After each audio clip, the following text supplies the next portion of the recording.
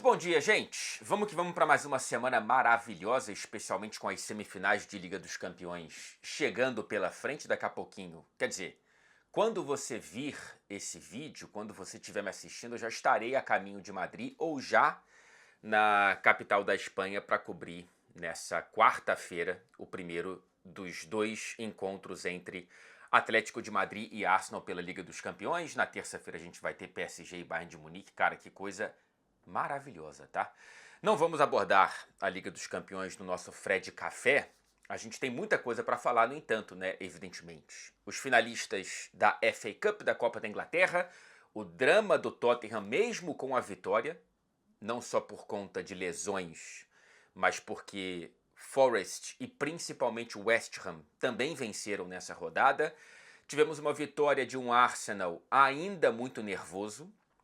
Destrincharemos alguns pontos do agora, mais uma vez, líder da Premier League. Falaremos do possível último jogo do Salah com a camisa do Liverpool. Tomara que não tenha sido, mas pode acabar tendo que ser. E a lesão de Éder Militão. É muita lesão, hein? Por que será, né? Caramba, todo mundo querendo mais jogos, todo mundo querendo esgarçar o próprio calendário, a UEFA com a Liga dos Campeões, a FIFA com a Copa do Mundo de Clubes e uma Copa do Mundo ainda maior, e aí a gente não consegue escapar dessa realidade inevitável. Inevitável também é você aproveitar, né? Espero que seja inevitável, o nosso cupom CAFRED15 para os 15% de descontos que a gente tem aqui no site melita.com.br. Eu gostaria de tomar um golinho do meu café aqui, né? Não só para poder ornar com o meu discurso aqui com a nossa belíssima parceira Melita, mas também porque eu queria dar um gole no meu café.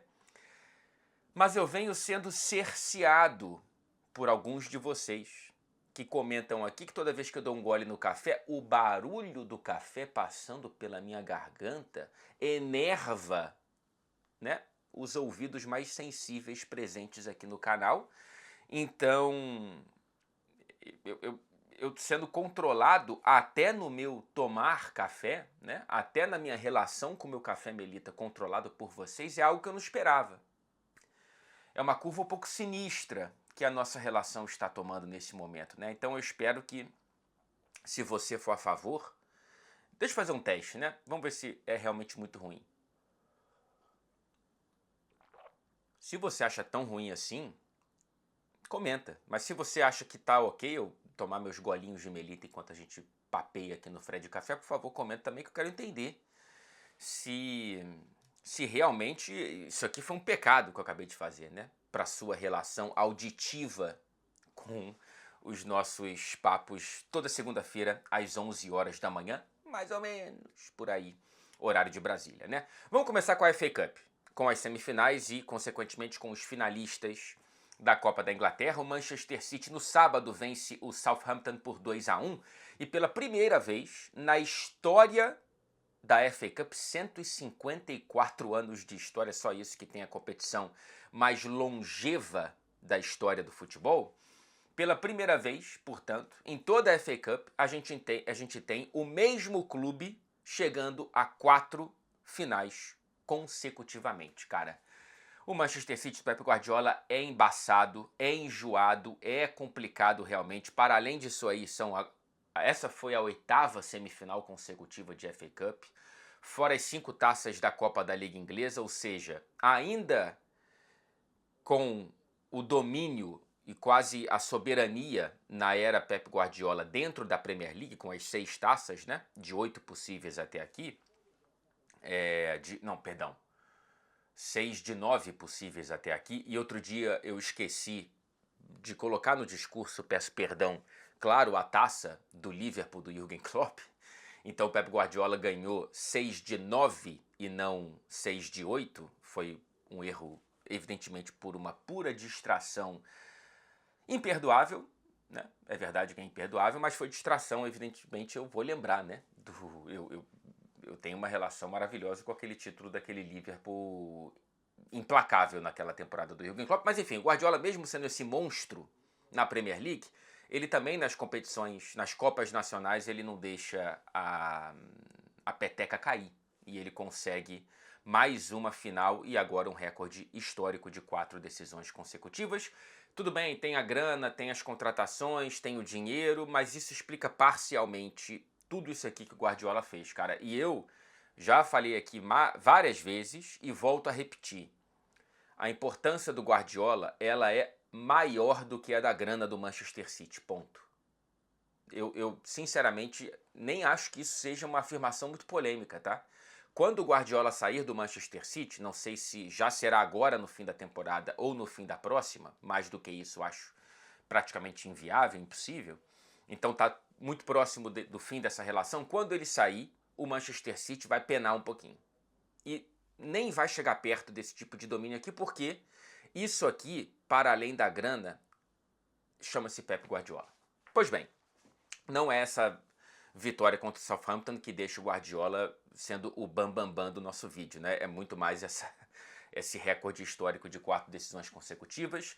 O jogo foi meio morno até a reta final, e um jogo morno muito por mérito do Southampton, né? Cara, o Southampton ele vem muito embalado e esperançoso e cheio de fome para essa partida, muito mais do que o Manchester City, que escalou um time praticamente 100% reserva. A torcida do Manchester City não lotou o próprio setor do estádio, até porque são mais de 20 visitas ao Wembley nos últimos anos. Acabou de ir para a final da Copa da Liga Inglesa. Não tem como caber no bolso do torcedor do Manchester City essa frequência assustadora do Pep Guardiola jogando em Wembley. Jogar em Wembley, né, tanto é que tem música cantada por todas as torcidas que vão para Wembley, né, que é Wembley, Wembley. Jogar em Wembley é um negócio muito valioso, só que foi meio banalizado pelo Manchester City do Pep Guardiola, então o torcedor estava meio que guardando dinheiro para ir para a final, porque sabia que a final estava muito mais próxima pro Manchester City do que pro Southampton, mesmo com o time reserva e tudo mais. Então,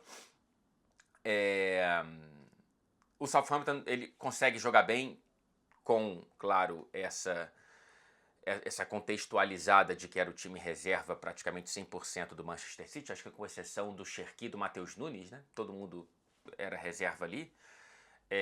E o Southampton conseguiu controlar o Manchester City pela maior parte do tempo. Não foi um Manchester City que jogou bem, né? O Southampton teve as próprias chances. E aí, cara, o jogo ele saiu de ser um jogo em banho-maria para ser um jogo incendiário nos 10 minutos finais, começando com o golaço aos 34 do segundo tempo do irlandês Finn Azaz.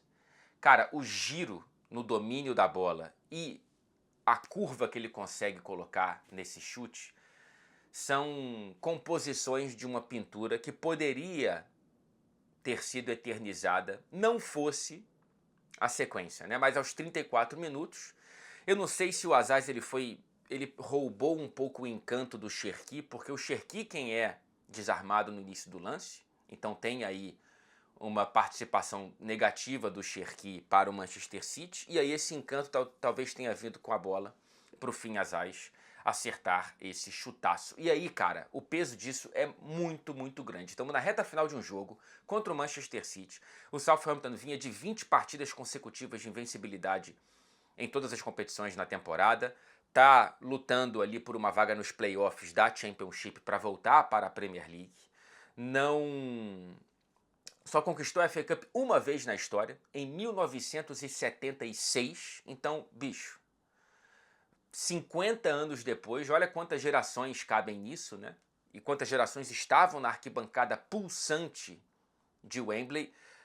Teve uma parte dos ingressos da torcida do Manchester City que foi comprada pela torcida do Southampton, é claro, né? Além de ser uma viagem mais curta de Southampton para Londres, para eles era isso aqui tudo, né? Voltaram para uma semifinal depois de mais de 30 anos de FA Cup. Então, é muito, muito, muito grande, e esse golaço seria ornaria muito bem com toda essa relevância, né? Só que aí não durou 3 minutos. O estraga prazer, né, Manchester City, consegue empatar com um chute de fora da área do Jeremy Doku, que teve sorte com desvio, né? Então aos 36 minutos e alguns quebrados, o City empata a partida num gol, né? Só que esse empate que deixou todo mundo, menos o torcedor do Manchester City, insatisfeito, porque quem é que não quer torcer, enquanto torcedor neutro, para o time mais frágil, para o time mais fraco? Então o City empatar com chute desviado depois dessa pintura, não podia ter feito isso, né? Só que aí a virada trouxe todo o carisma e toda a beleza de um gol ainda mais bonito, talvez, do que o do Southampton. Aí fica ao gosto do freguês, né? O chute do Nico Gonzalez, para mim, sem nenhuma dúvida, é mais bonito. Porém, o giro do Finazás, ele adiciona ali uma textura, vai, para esse gol, que aí você tem que ver os dois e decide. Eu acho que o do Nico Gonzalez, ele é mais bonito, porque, cara, é aquele que todo mundo no estádio pede pro cara chutar, sabendo que o cara vai perder. Você já fez isso com o jogador do teu time, eu já fiz com o meu, você pede pra chutar, ou às vezes você fica desesperado pra falar, meu amigo, nem sonha com isso. Porque daí é 1 a cada 100 chutes, né? O Nico Gonzalez, que só tinha feito 15 gols em toda a carreira, 3 pelo Manchester City em 2 temporadas, ele resolveu arriscar, ou seja, era aquele jogador que ninguém queria ver chutando. Ele arrisca e, cara, foi a velocidade do chute dele. Pega com o peito do pé na bola, assim, é chutaço, cara. Me lembra, mais uma vez, né? Quando tem um chutaço de fora da área de jogador do Manchester City, eu sempre vou lembrar do Vincent Kompany contra o Leicester. A vitória foi no sufoco com alguns pontos desse Manchester City. Vamos lá, o único que eu gostei, para além dos gols, é o retorno do Kovacic, tá? É muito bom ver o Kovacic de volta. Uma pena que ele tenha passado essa temporada sofrendo fisicamente. Foi apenas o 4º jogo do Kovacic nessa temporada com a camisa do Manchester City, cara. 5 se contar com um jogo pela seleção da Croácia. O menor número de... O Kovacic tem 31 anos de idade. O menor número de jogos em uma temporada desde que o Kovacic surgiu no Dinamo Zagreb tinha sido 34 jogos, 35 jogos, sacou? Assim, foi realmente... Não é o padrão do Kovacic, ainda que ele tenha tido lesões desde que ele sai do Chelsea ali e tal e chega no Manchester City. Ele pelo menos joga 30 e poucos jogos por temporada. Esse foi o 4º do Kovacic, assim, é muito, muito pouco. E ele é muito bom jogador, eu gosto muito do Kovacic. Não sei até que ponto dá para confiar em mais uma temporada do Manchester City, do Kovacic no Manchester City por conta de questões físicas. E aqui eu vou trazer uma opinião possivelmente controversa. Eu não tenho tanta certeza dessa minha opinião, mas é uma sensação que está crescendo dentro de mim, que é a desconfiança de mais uma temporada do Phil Foden no Manchester City por questões psicológicas e técnicas. Sei lá, cara, o Foden, ele começou essa temporada bem, e eu elogiei aqui, mas já tem muito tempo que ele não tá bem. E se você somar com a temporada passada, das últimas 2 temporadas do Phil Foden, com exceção de 3 meses no começo dessa temporada, ele foi uma sombra de si mesmo, cara. Eu escutaria propostas por Phil Foden. Eu sei que ele é jovem, eu sei que ele é um moleque da casa, eu sei que ele é talentosíssimo, ele pode ser o futuro do Manchester City ainda, mas existe alguma coisa nesse mistério da queda do Phil Foden que tem que ser compreendida, ou, se permanecer um mistério, e me parece muito ser uma questão mental, tá? Psicológica, porque sempre que o Guardiola vai falar do Foden, ele fala com um protecionismo de pai e sempre toca um pouco no aspecto psicológico. Então tem alguma coisa aí, tem algum caroço nesse angu. E sei lá, cara, se for algo realmente de difícil acesso, de resolução para o Manchester City, eu escutaria propostas pelo Phil Foden, porque não dá para você, cara, ter uma terceira temporada assim. A depender da proposta, eu escutaria e talvez aceitaria. Se não chegar num nível alto, eu daria mais uma temporada e olhe lá, porque tô ficando cada vez mais com pés atrás, com talento. É uma pena, cara. O Foden desse jeito que ele tá, ele não pode nem pensar em ser convocado para a Copa do Mundo da Inglaterra, tá? Eu não convocaria. Hoje, eu não convocaria o Foden. Hoje, eu convocaria o Bowen do West Ham e não convocaria o Phil Foden. Triste, né? Triste. E o Savinho, né, cara? Assim, eu tô começando a perder a paciência mesmo, assim. Ele perde uma chance no fim, num contra-ataque, uma jogada toda construída pelo Doku. Pô, Savinho, aquele chute ali, uma amiga, pra você... O Savinho, vamos lá. Ele ganha aquela titularidade no Bernabéu, que é um erro do Guardiola. Não tem por que ele ter dado aquela titularidade pro Savinho no Bernabéu, mas ok. O Savinho, com lesões de Rodrigo e Estevão, ninguém nem pensa em mencionar o Savinho em discussão de seleção brasileira, e com toda a razão. Eu sei que o Savinho tem tido problemas físicos, eu sei que o Savinho é muito jovem, mas essa segunda temporada é pior do que a primeira, que também não terminou muito bem. Não é, para mim, questão de vender, mas ainda assim eu penso, se a diretoria não se arrepende de não ter vendido o Savinho naquela proposta desesperada do Tottenham no fim da janela de verão, acho que eram 50, 60 milhões.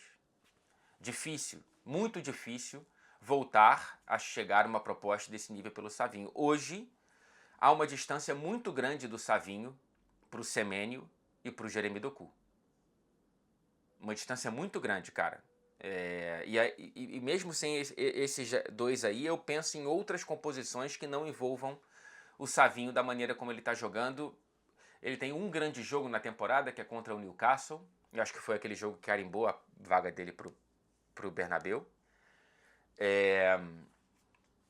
Cara, essa chance que ele teve, eu não tô criticando o Savinho por essa chance, tá? É que essa chance, pra mim, ela resume muito bem o que está sendo essa temporada do Savinho pelo Manchester City.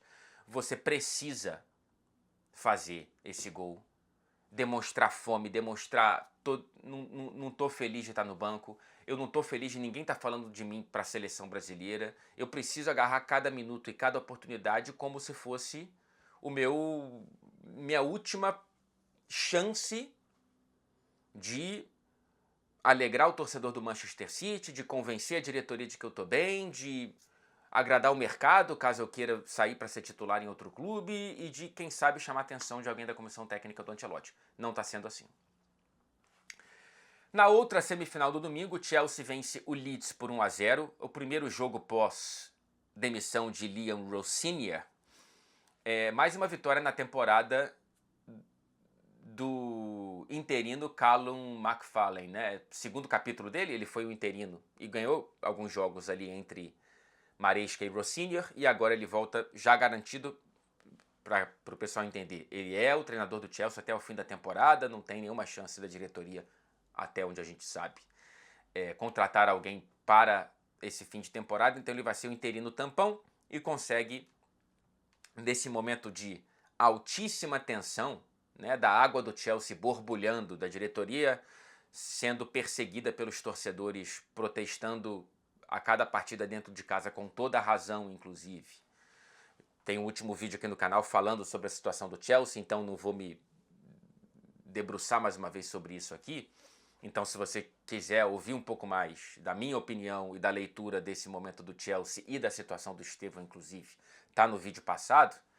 Inclusive, eu achei que daria Leeds, tá? Nesse jogo. Eu achei que o Leeds conseguiria essa vitória por estar jogando mais bola recentemente do que esse horror do Chelsea na reta final do Rosenior, pelos bons resultados recentes do Leeds United e pela fome, né, de um time que está querendo voltar para a final da FA Cup pela primeira vez desde 1973.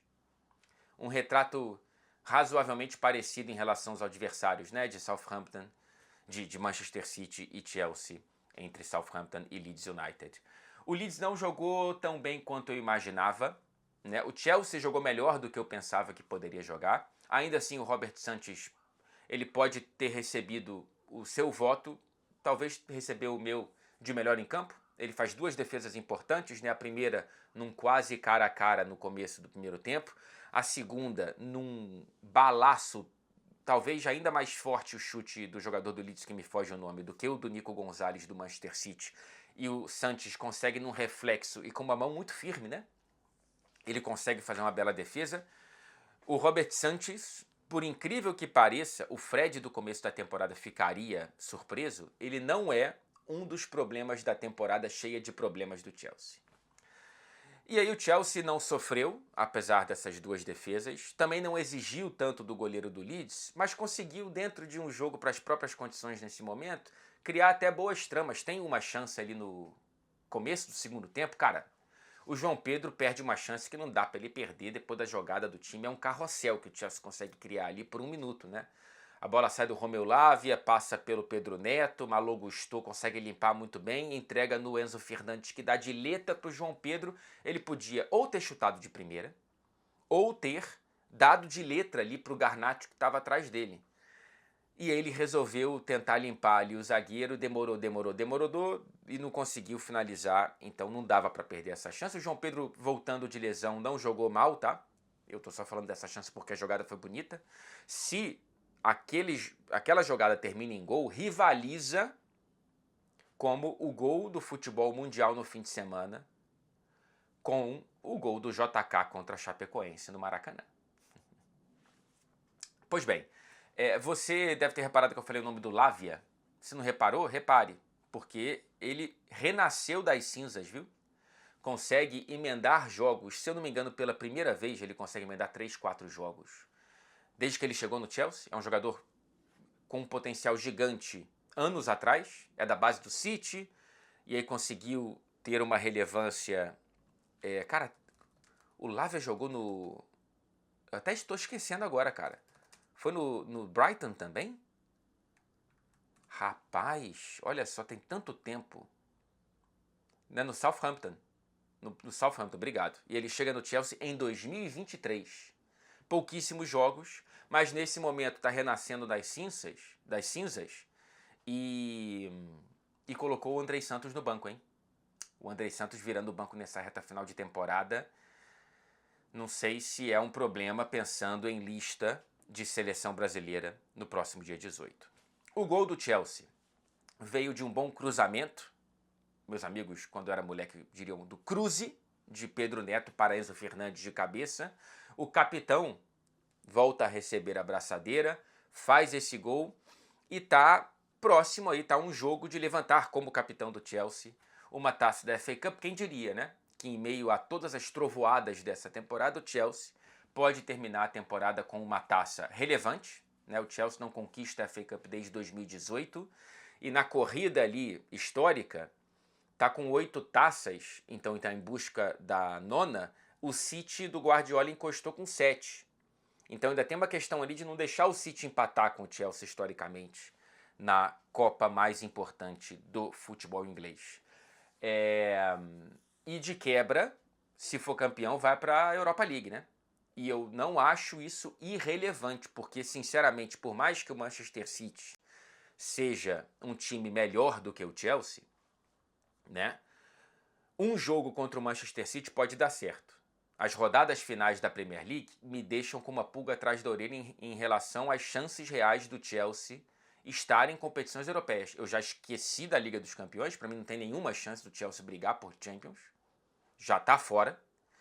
E é tentar brigar por Europa League ou Conference. Então, né, ainda que eu não tenha tanta confiança no Chelsea contra o City, eu tenho mais confiança no Chelsea em um jogo do que no Chelsea em 5 rodadas de Premier League, né? Então, essa final pode ser o passaporte para o Chelsea viajar para fora da Inglaterra na próxima temporada.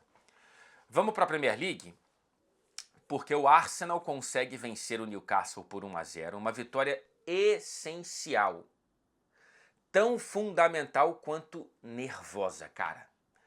É um pouco aflitivo assistir ao Arsenal jogar nas últimas semanas, porque o Arsenal não consegue demonstrar. Uma coisa que para mim está faltando nesse Arsenal, para além do bom futebol, mas o bom futebol, para minha sensação, já está em falta há mais tempo, é que os resultados pararam de vir, né, no retrospecto recente, e aí fica uma sensação de que o bom futebol só está faltando nesse retrospecto recente. Mas para mim, especialmente agora, o que salta aos olhos é o nervosismo do Arsenal com a bola no pé. Nem com essa vitória consegue tranquilizar o próprio torcedor. Porque eu sei que ao menos venceu, e isso, repito, é essencial. Mas esse tipo de atuação contra o Newcastle, que é uma atuação ruim, com a bola pipocando no pé do... Pipocando, desculpa, não foi por querer, cacete. Eu não gosto desse termo. Com a bola perecando, né? Parecia... Quem brincou quando criança de perereca, tá ligado? Não sei se você... será que isso foi uma parada tão famosa quanto era no meu círculo de amigos? Acho que sim, né? Aquela bolinha de borracha que você jogava no chão. Então parecia esse tipo de material do que uma bola de futebol no pé dos jogadores do Arsenal. Um Arsenal extremamente conservador com a posse de bola. Então esse tipo de atuação me deixa mais ressabiado do que tranquilizado. Eu diria que essa é uma sensação que é espelhada também pelos torcedores do Arsenal. Eu me preocupo menos com a questão do saldo, tá? Eu vi uma galera do Arsenal reclamando, pô, era para ter feito saldo. Eu não acho que a Premier League vai ser decidida no saldo. Eu tenho a sensação de que nem Arsenal nem City vão ganhar os jogos restantes todos. Mas o que me incomoda é jogar mal contra um adversário que está sangrando, que está em crise. Eu tenho a sensação de que dos cinco adversários que faltavam para o Arsenal na Premier League, o Newcastle era, em teoria, o segundo mais frágil. O primeiro é o Burnley, já rebaixado o jogo no Emirates. Mas, cara, eu acho que enfrentar o Fulham hoje é mais chato do que enfrentar o Newcastle. O West Ham desesperado contra o rebaixamento fora de casa é mais chato do que enfrentar o Newcastle. O Palace, aí tem que esperar para ver como é que vai ser na última rodada. Pode ser um Palace prestes a jogar uma final europeia pela primeira vez na história, né? O Palace está na Conference League.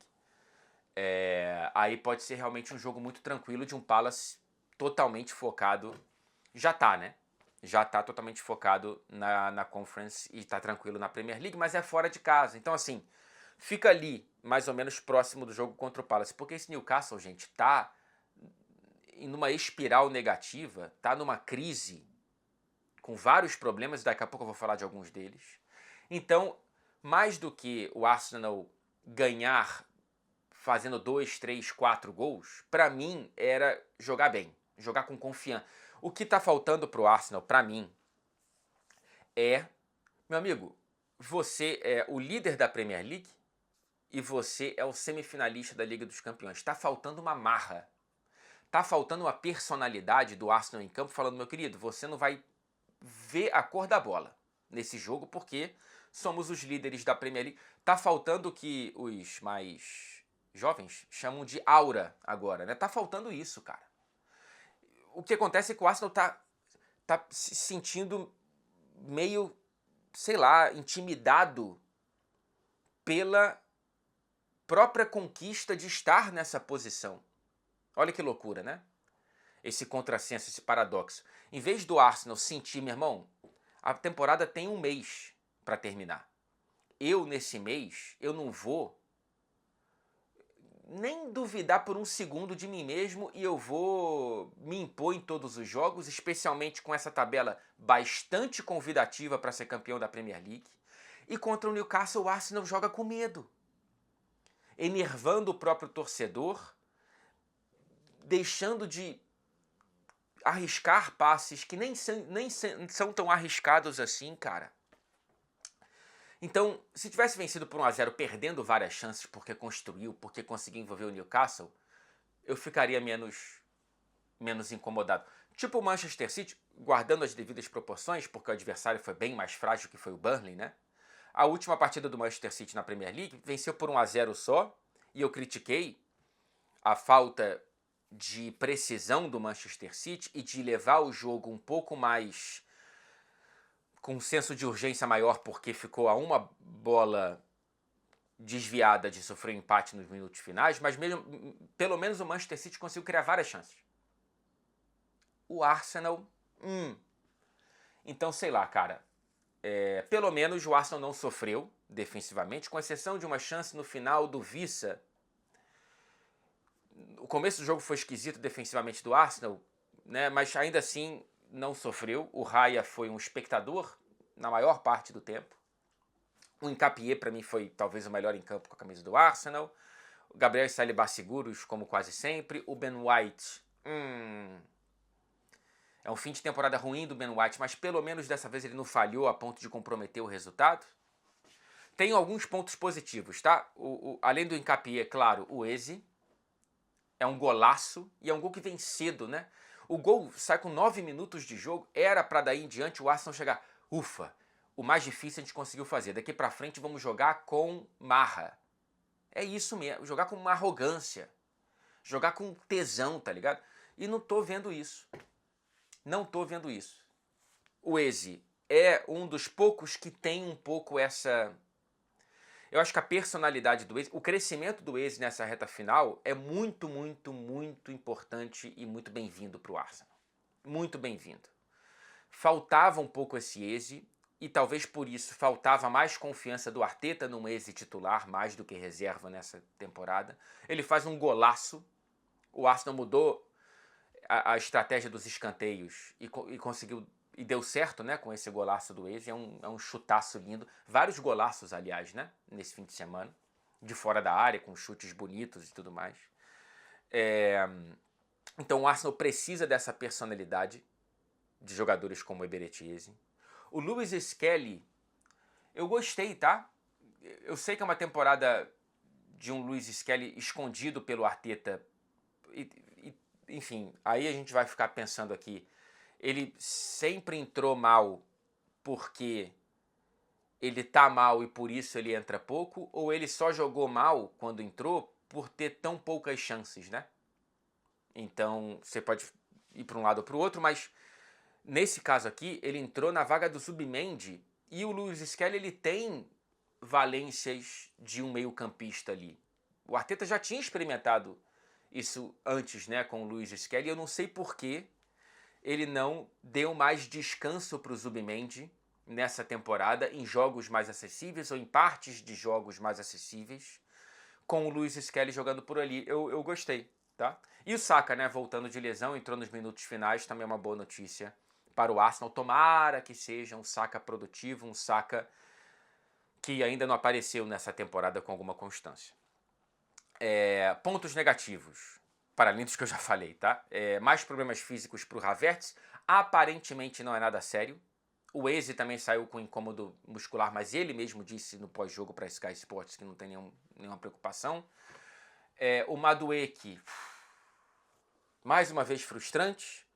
O Rice claramente está exausto.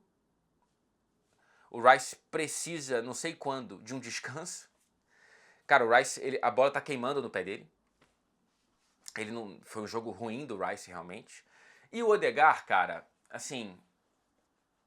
Eu tenho a sensação de que o Odegaard adquiriu a característica do conservadorismo. Independentemente de faltar sequência física, já tem alguns anos que o Odegaard virou um cara que, longe da área adversária, ele consegue conectar muito bem, dar um dinamismo para a saída de bola do Arsenal, para passagem entre as primeiras zonas do campo, mas quando ele precisa dar a estilingada final antes de para uma assistência, para um passe um pouco mais vertical, cara, o Lewis Skelly achou um passe para o Saka, se não me engano, no fim do jogo, que o Odegaard não arriscou em nenhum momento do jogo. O Odegaard, ele tem tem um lance que o Gyökeres está sozinho pro corredor ali na quina esquerda da área e o Odegaard, ele dá a bola para trás. Isso para mim também é um símbolo do que, infelizmente, para mim o Odegaard virou. É um jogador ok, mas assim como na temporada passada que ele deixou muito a desejar, o Arsenal precisa de um capitão, e recentemente eu cobrei um Odegaard, tudo bem que ele está voltando de lesão, ficou mais tempo fora do que eu esperava. Eu cobro um Odegaard líder, e um Odegaard líder é um Odegaard que precisa ter personalidade. Para além dessa personalidade de uma água de salsicha que ele demonstra já há bastante tempo, desculpa. E aí tem o Gyökeres, cara, assim, pô, cara, eu fico muito... Tem um lance no fim do jogo, aquilo ali tá todo mundo falando, né? Contra-ataque, o passe é simples e ele quebra a bola. Sinceramente, eu sei que é o artilheiro do Arsenal na temporada, eu sei que ele tem muitos gols, alguns importantes, quando eu digo importante, é quando sai naquele jogo 0-0, chato, difícil, é aquele gol que abre a porteira, ou que consegue a vitória nos minutos finais.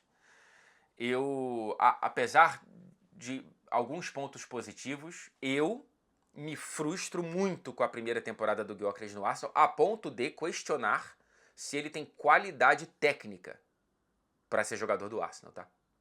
Para o Arsenal brigar por grandes títulos. Vamos ver na Liga dos Campeões. Tem um lance em cima do Gyökeres, do Nick Pope, muita gente pedindo cartão vermelho. Eu cada vez que eu vejo o replay eu mudo de ideia, porque assim, eu tenho minhas dúvidas se o Gyökeres alcançaria a bola antes do jogador do Newcastle, que era, acho que o Ramsey. Tenho minhas dúvidas, acho que o Ramsey alcançaria a bola mesmo sem a falta do Pope. Ainda assim, se tem dúvida, eu penso que por ser o goleiro, cara, o gol estava livre. Mesmo que o Gyökeres chegue só para finalizar, não é para chegar inteiro na bola, ele poderia fazer o gol. O Nick Pope estava no meio da rua. Então, eu entendo, se eu tivesse ali na posição do auxiliar de vídeo, eu acho que daria uma panicada e sugeriria a mudança do amarelo para vermelho. Mas eu não crucifico tanto assim, porque realmente não está tão claro que o Gyökeres chegaria inteiro na bola depois da falta do Nick Pope. Sobre o Newcastle, muito se fala com alguma razão de como a injeção financeira saudita veio em uma época de proteção aos já ricos da Premier League, né? O fair play financeiro, ele tem essa faca de dois gumes, de ser importante para proteger a liga de aventureiros que vão desequilibrar algo de maneira um pouco irresponsável, mas por outro lado, há quem argumente com uma certa razão também que isso protege o old money, né? Que isso protege os ricos, já ricos há muitas gerações. O Newcastle chegou tarde na festa, né? Chelsea e City conseguiram entrar, o Newcastle chegou tarde e não consegue exercer tanto o cheque infinito que tem para gastar. Porém, o que gastou, essa janela do Newcastle com a grana do Isaac, ela vai entrar como uma das piores da história do clube.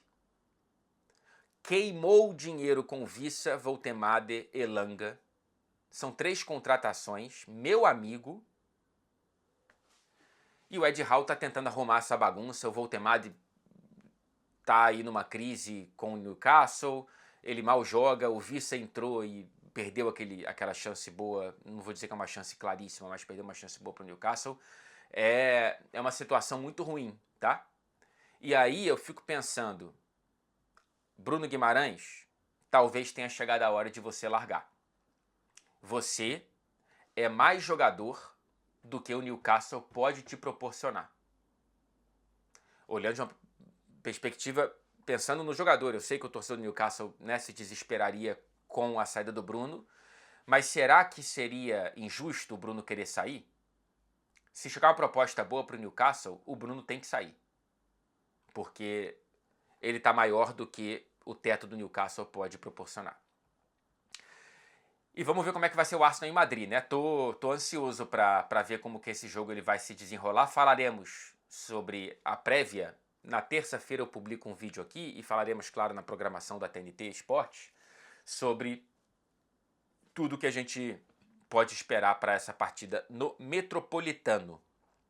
O Arsenal me parece exaurido, exausto física e emocionalmente, tá? Apito final contra o Newcastle, todo mundo desaba no chão. Foi uma cena um pouco impactante. E aí tem que ir para Madrid. Eu espero que o Arsenal reconecte-se com a confiança, com a autoconfiança, com esse tesão, com essa marra. E chegue em Madrid para sobreviver àquele inferno que a torcida do Atlético consegue criar quase que invariavelmente, especialmente na Liga dos Campeões. E aí eu quero passar para o outro lado do norte de Londres, a vitória do Tottenham por 1-0 contra o Wolverhampton. O Tottenham venceu pela primeira vez na Premier League em 2026. Estouremos o champanhe. Hoje a gente pode dar um golinho no café Melita, peraí. Agora eu fiz um barulho excessivo, admito. Desculpa. Cara, o Tottenham venceu pela primeira vez na Premier League desde dezembro. Eram 15 rodadas. Qual que é o contrário de invencibilidade, né? A gente tem que, se não tiver essa palavra, uma só, a gente tem que inventar essa palavra. Eram 15 rodadas de sofrimento. Que não se ausentou desse jogo contra o já rebaixado e lanterna Wolverhampton. Que jogo feio, que jogo ruim.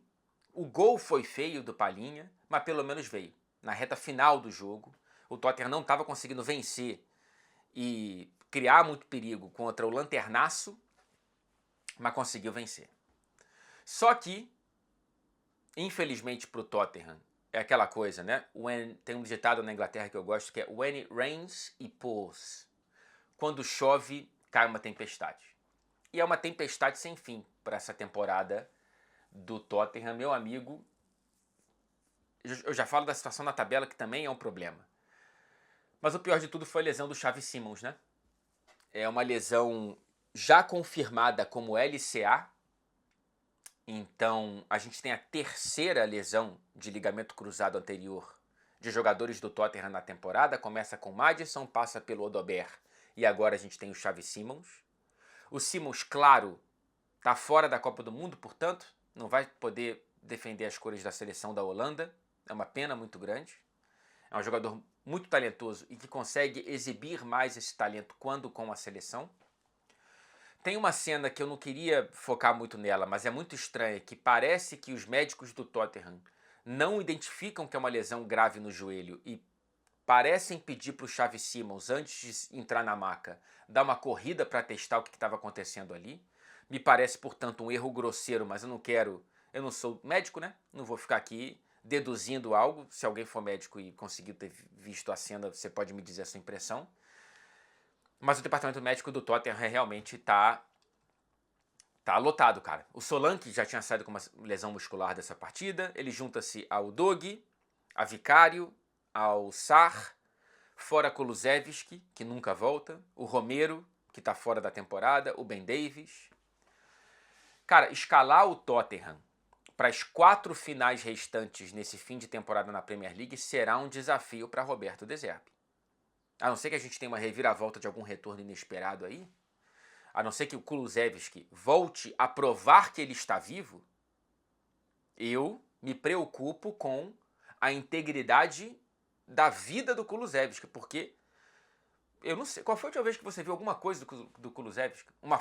Ele sendo flagrado no estádio, ele postando foto com calendário para provar que o vídeo e a foto são atuais. Pois bem,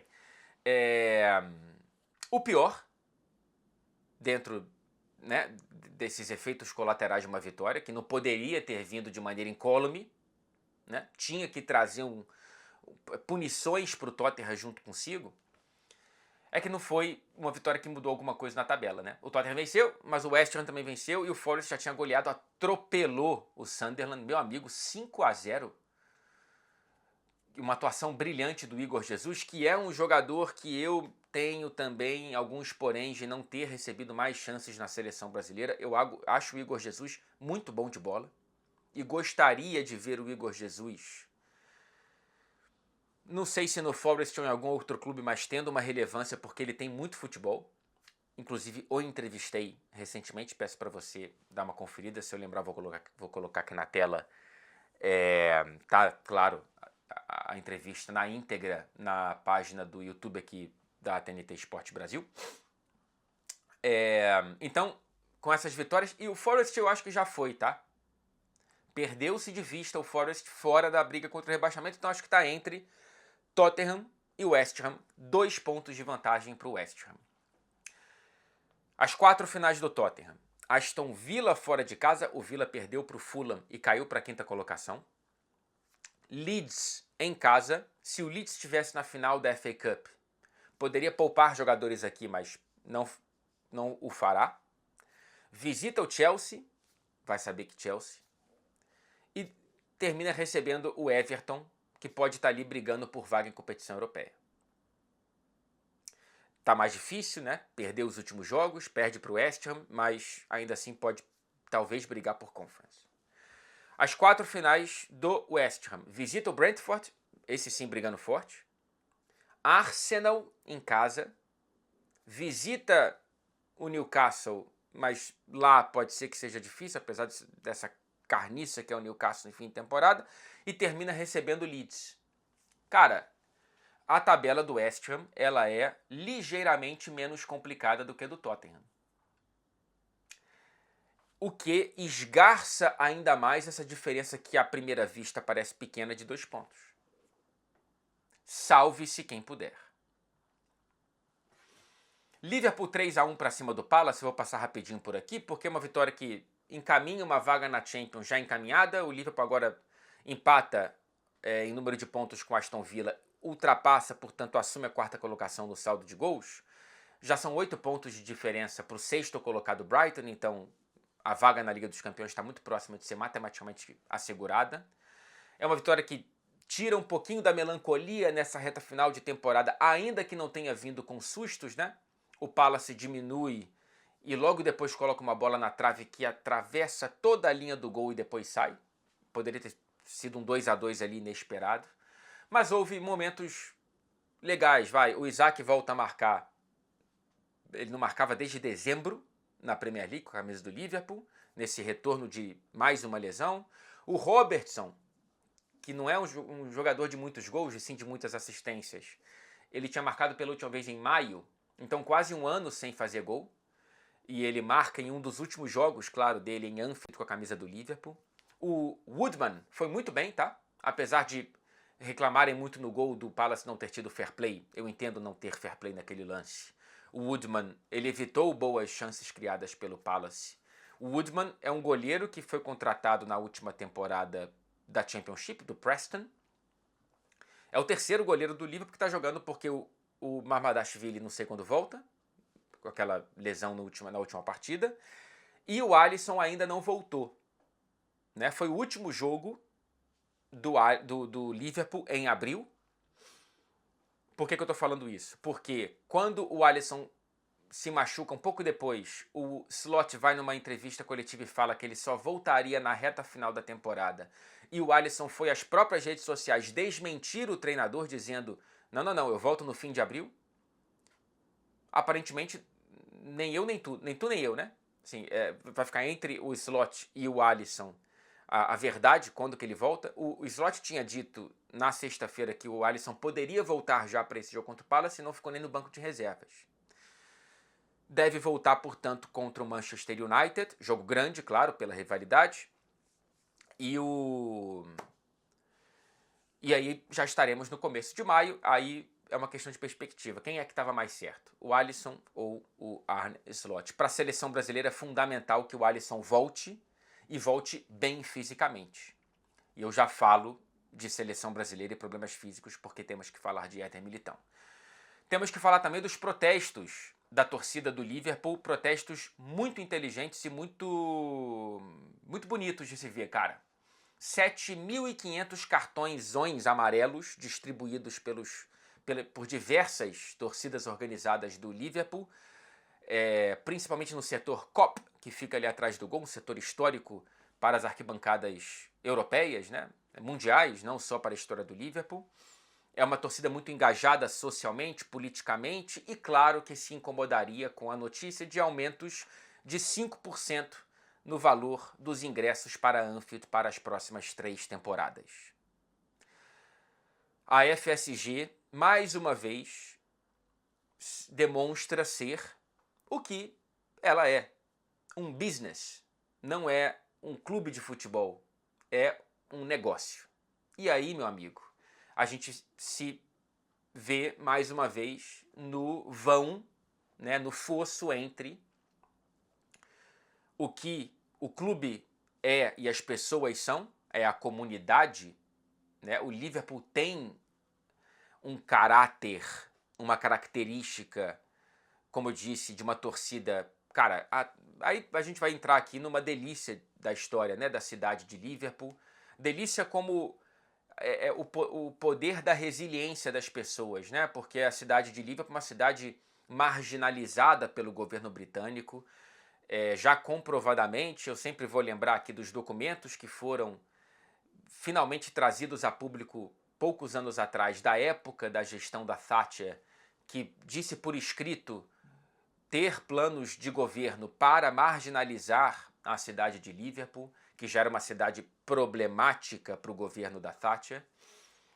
Naquela época, inclusive, que acontece a tragédia de Hillsborough e toda a tática da polícia de culpar os torcedores do Liverpool e do jornal The Sun. Então, assim, cara, é uma torcida que tem traumas muito presentes e uma torcida que não se cala. E esse protesto foi muito bonito, portanto, né? Assim, meu amigo, você está querendo tirar mais dinheiro de uma região que não é uma região endinheirada, por mais que venha passando por décadas de melhoras muito sensíveis na infraestrutura da cidade de Liverpool e tudo mais. O Reino Unido, nesse momento, passa por uma crise nacional de desemprego, de falta de poder de compra e etc. e tudo mais.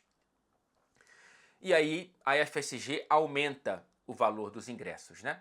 É aquela balança também entre o clube precisa de dinheiro, não tem dinheiro infinito, e para você ver jogadores como o Isaac ou como o Salah, e daqui a pouco eu tenho que falar da lesão do Salah, você precisa de dinheiro. Mas será que realmente você precisa isolar o torcedor local para você ganhar esse dinheiro?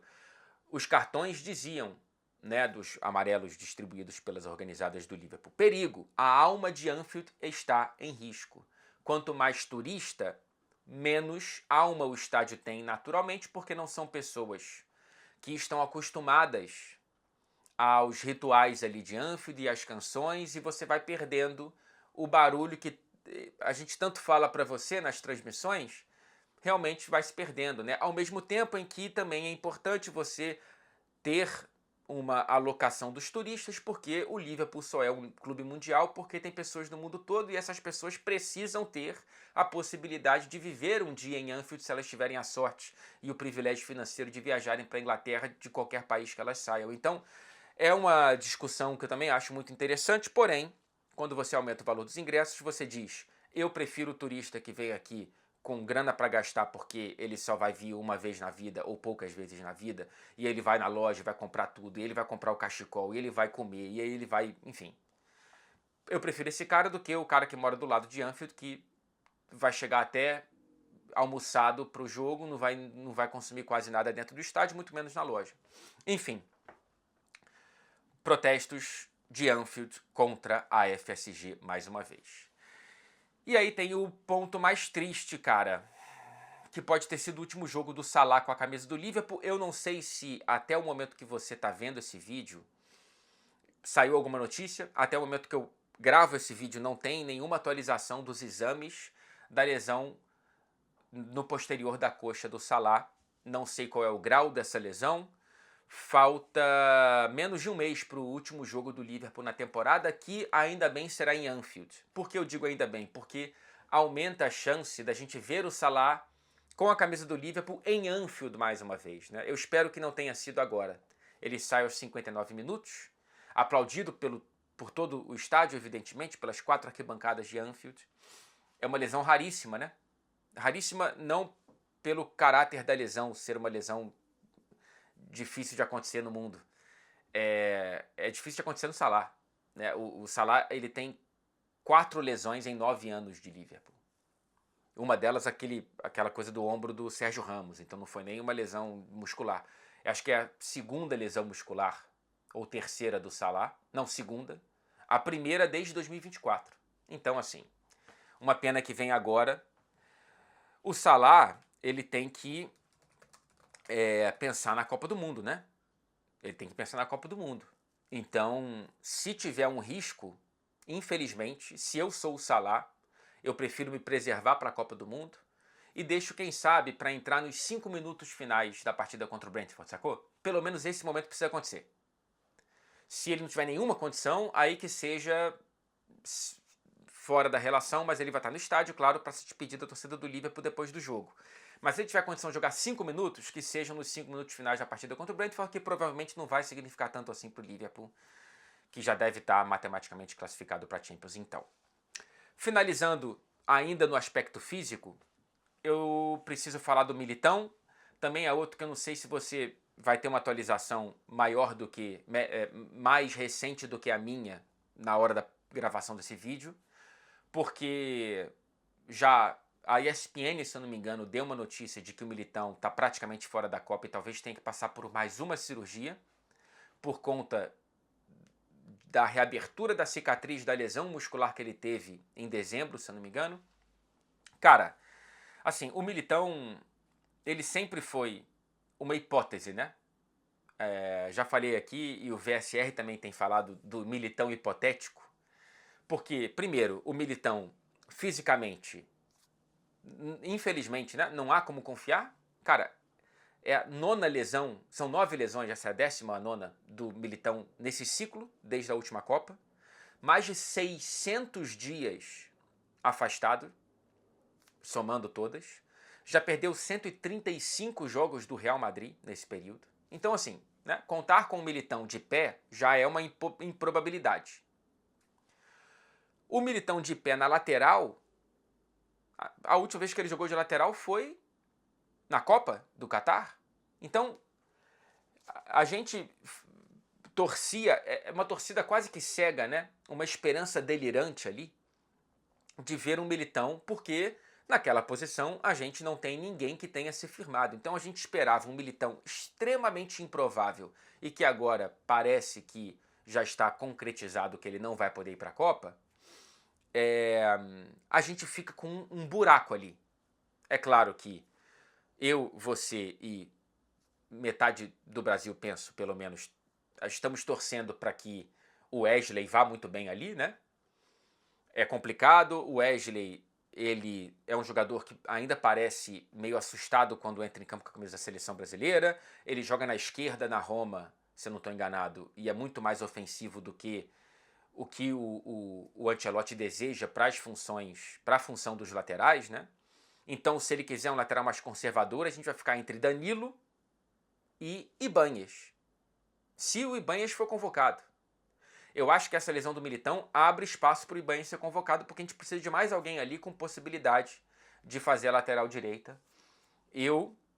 Entre Danilo e Ibanhas, eu prefiro dar uma chance para ver se o Ibanhas dá certo. Porém, seja com Wesley, seja com Danilo, seja com Ibanhas, a gente vai ter um lateral direito titular que vai dar muito mais insegurança para mim e para você, pelo menos a priori, em teoria, do que a gente gostaria de ver. Sendo que isso estava na nossa cara. E a gente escolheu não ver que o Militão muito provavelmente não estaria na Copa do Mundo. Ou estaria baleado, né? Estaria longe dos 100%. E tem o Wanderson, que poderia ter sido, mas não conseguiu ser convocado, e acho que também está fora, fez cirurgia há pouco tempo. Então, assim, cara, não há, eu não sei se você tem um nome para me sugerir, você que acompanha o futebol brasileiro mais do que eu, mas eu não vejo para onde ir. Não vejo para onde ir, a não ser torcer para que a gente veja um Wesley inspirado e conseguindo se sentir confortável com a camisa da seleção brasileira, ou que o Ibanhas consiga ir bem ali, ou sei lá, o Danilo. Enfim, é muito grave, cara. É muito grave. É um buraco na seleção, no time titular da seleção brasileira. O problema da lateral direita, para mim, é maior do que as lesões do Rodrigo e do Estevão, tá? Porque ali a gente tem pelo menos um monte de jogador que pode suprir essa falta. Aqui na lateral direita não. Um beijo e a gente se vê já diretamente de Madrid no próximo vídeo.